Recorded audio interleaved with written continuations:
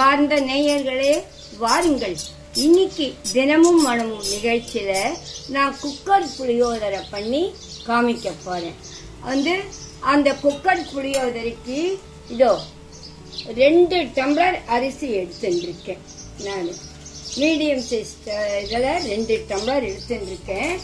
இதுக்கு எலுமிச்சங்காய் அளவு புளி ஊற போட்டு வச்சிருங்க. புளி கொஞ்சம் ஒரு 10 நிமிஷம் இதெல்லாம் வறுக்கிற வரைக்கும் ஊறட்டும். இது இப்போ எல்லாத்தையும் வறுத்துக்கலாம். நம்ம முதல்ல ஒரு எண்ணெய் எல்லாம் குத்தக்கூடாது. இப்போ வெந்தயம், அந்த 2 டம்ளருக்கு நான் ஒரு அரை ஸ்பூன் வெந்தயம் போட்டிருக்கேன். இதோ வெந்தயம். இந்த வெந்தயம் கொஞ்சம் இது பண்ணட்டும், சவக்கட்டும். இந்த வெந்தயம் இதெல்லாம் ஒரு வானாயில் தான் வறுத்துக்கணும். நல்லா ஞாபகம் வச்சுக்கோங்க. இது வெந்தயம் ஒரு வானாயில் இருக்கிறதுனால சீக்கிரம் நல்லா செவந்து போயிடும். நல்லா உங்களுக்கு அதனால பயம் வேண்டாம். இதுக்கு கட்டி பெருங்காயம் எடுத்துக்கணும். அப்பதான் வாசனையா நல்லா இருக்கும். கட்டி பெருங்காயம் போட்டாதான். இப்போ இதுக்கு தனியா நம்ம எந்த டம்ளர்ல அரிசி எடுத்துட்டோமோ இப்ப 2 டம்ளருக்கு 1/4 டம்ளர் தனியா எடுத்துருக்கேன். இப்ப இந்த தனியாவையும் இதுல போடுறேன். பெருங்காயம், கட்டி பெருங்காயம் சொன்னேன் இல்லையா? கட்டி பெருங்காயம். மிளகா நான் ஒரு 10 மிளகா போட்டுக்கிறேன். உங்களுக்கு காரம் வேணும்னா நீங்க இன்னும் போட்டுக்கலாம். ஏன்னா அதுக்கப்புறமும் இன்னும் கொஞ்சம் மிளகா போட்டு இது பண்ண போறோம் சாதம் கலக்கும் போது. அதனால இந்த 10 மிளகா போட்டிருக்கேன். இப்ப இதெல்லாத்தையும் நல்லா வாசனை வரும்படியா வறுத்துக்கணும்.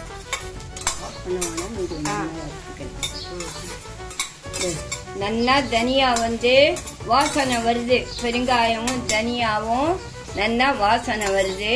அதனால நான் இத வறுத்தத ஆஃப் பண்ணிடுறேன். இது ஆறினதும் நம்ம அந்த ஊற வச்சிருக்கோமே இந்த புளி, கொஞ்சம் அந்த புளி உப்பு இதெல்லாத்தையும் நல்லா அரைச்சி எடுத்துக்கணும். இந்த மிளகா காம்பு நீங்க அரைக்கும் போது மிளகா காம்பு கிள்ளிட்டு அரைங்கும். இப்போ நல்லா வாசனை வந்துட்டு நிறமும் மாறிடுச்சு. நான் ஆஃப் பண்ணிடுறேன். மிக்சியில போட்டுட்டேன். அதுக்கு இந்த எலுமிச்சங்காய் அளவு புளி சொன்னேன் இல்லையா? அதுக்கு தேவையான உப்பு. இந்த புளிய ஊற போட்டு வச்சிருந்தேன் இல்லையா? நல்லா நாரெல்லாம் இல்லாத ஆஞ்சி வச்சுக்கோங்க. வச்சுட்டு இப்ப சரிங்கோ. இந்த மிளகா காம்போட வறுக்கணும்னு சொன்னேன்னா, மிளகா கிள்ளிட்டு நம்ம வறுத்தோம்னா அதுல இருக்கிற விரையெல்லாம் வெளியில வரும். அது கொஞ்சம் சரியா வறுப்படும் போது காரம் ஜாஸ்தி ஆயிடும். அதனால நம்ம காம்போட வறுத்தோம்னா காம்பு கிள்ளும் போது அந்த விரையெல்லாம் மிளகாக்குள்ளேயே இருக்கும். அரைச்சாலும் நல்லா ஒத்து வரும் காரம். அதுக்குதான் சொன்னேன். இப்ப இது கொஞ்சம் தண்ணி கொட்டி அரைச்சி வச்சுக்கோங்க. இத நல்லா நைஸா அரைச்சி எடுத்துட்டாச்சு. குறைன்னு அரைச்சிக்காதீங்க. கொஞ்சம் நைஸ், ரொம்ப நைஸா இல்ல, நைஸாவே அரைச்சிக்கோங்க. இத பாருங்க, கொஞ்சம் கையில எடுத்து காமிக்கிறேன். இத பாத்தீங்களா? எல்லாம் மசியும்படியா அரைச்சாதான் மிளகா தனியா எல்லாம் மசியணும். அப்பதான் புளியோதரைக்கு டேஸ்ட் வரும். நல்லா அரைச்சி எடுத்துட்டாச்சு. இப்ப குக்கர்ல அதை எப்படி பண்றதுன்னு காமிக்கிறேன். இப்ப இந்த குக்கர்ல ஒரு 4 ஸ்பூன் எண்ணெய் குத்துறேன். குத்திருக்கேன். இந்த எண்ணெய் காஞ்சதும் இதுல கடுகு மொத்தரும் போட்டு அந்த அரைச்சி வச்சதை வதக்கிக்கணும். கடலைப்பருப்பு உளுத்தம் பருப்பு இப்ப போடாதீங்க. குக்கர்ல இருந்து இறக்கின அப்புறம் இது பண்ணி அதை திருமாறி கொட்டினா அப்போ நல்லா இருக்கும் சாப்பிடுறது. இப்ப எண்ணெய் நல்லா காஞ்சிடுத்து. இப்ப அதுல கடுகு போட்டுட்டு போட்ட உடனே வெடிச்சிட்டு இந்த மிளகாயும் போட்டுடணும். இந்த மிளகாயும் போட்டுட்டு இப்ப இந்த அரைச்சி வச்சிருக்கோமே இந்த விழுது அதை போட்டுடணும். கொஞ்சம் இந்த பச்சை வாசனை போட்டுட்டு ஒரு 2 நிமிஷம் நீங்க இது பண்ணிட்டா போதும். இதை வதக்கிண்டா போதும். ரொம்ப ஹை ஃப்ளேம்ல வைக்காதீங்க. கொஞ்சமாவே வைங்க, அப்பதான் அடி பிடிக்காத உங்களுக்கு நல்லா வரும்.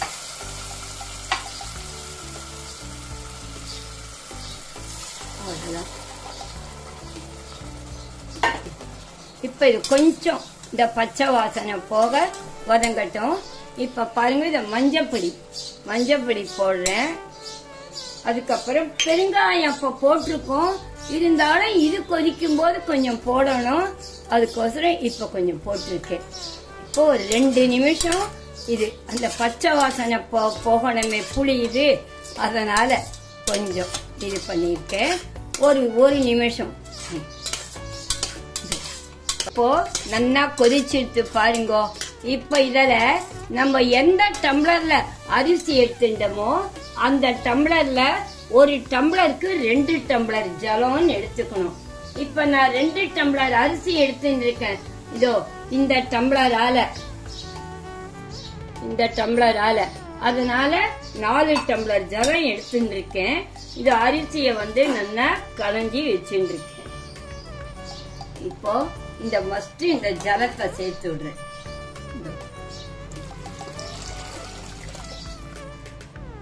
இப்ப நான் கலஞ்சி வச்சிருக்கிற அரிசியும் சேர்த்து விடுறேன். எல்லாமா போட்டு குக்கரை மூடி வச்சிடுங்க. இந்த குக்கர் டைரக்டா வைக்கிறதுனால உங்களுக்கு ஒரு 3 விசில் போடும். பாத்திரத்துல வச்சீங்கன்னா இன்னும் ஒரு விசில் கூட விடலாம். இது டைரக்டா இது வைக்கிறதுனால இது 3 விசில் போரும். இப்போ நான் குக்கரை மூடி வச்சு விடுறேன். 3 விசில் வந்த உடனே அதை ஆஃப் பண்ணிடுங்க. குக்கரை நல்லா மூடி வச்சுடுங்க. இந்த புளியோதரை உங்களுக்கு ரொம்ப சுலபம்.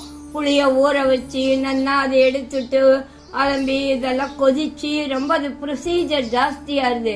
பண்றதுக்கும் என்னமோ பிரமையா இருக்கும் எல்லாருக்கும். இது நினைச்சமா நான் மாத்திரத்துல பண்ணிடலாம். ஒரு சிஸ்டர்ஸ் அவளுக்கு பண்ணி தரலாம், லஞ்சுக்கு எடுத்துன்னு போலாம். ரொம்ப சுலபமான மெத்தட் இது புளியோதரை பண்றது. அதனாலதான் உங்களுக்கு நான் இந்த மெத்தட் பண்ணி காமிக்கிறேன். இப்ப குக்கர் வச்சிருக்கேன். இது ஆகட்டும். 3 விசில் வந்த அப்புறம் எடுத்ததுக்கு அப்புறம் உங்களுக்கு காமிக்கிறேன். இப்போ குக்கரை திறந்து பார்க்கலாம்.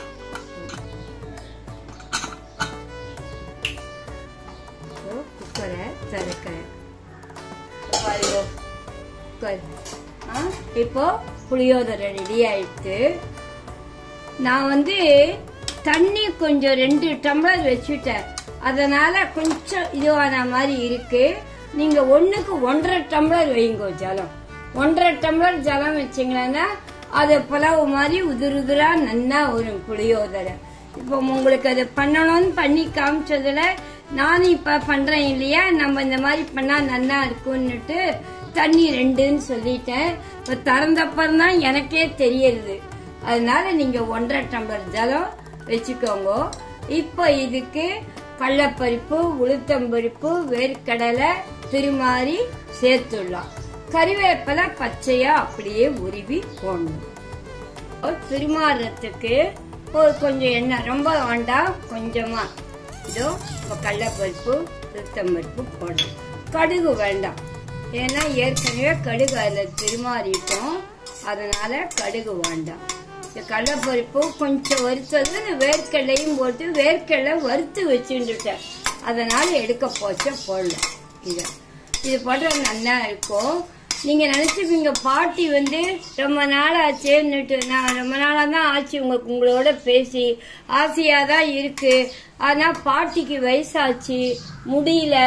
அதனால இருந்தாலும் உங்களோட பேசணும், உங்களுக்கு பண்ணி காமிக்கணும், நல்ல வெரைட்டியா பண்ணி காமிக்கணும் அப்படிங்கறதுனால தான் இன்னைக்கு இந்த புளியோதரைய பண்ணி காமிக்கிறேன்.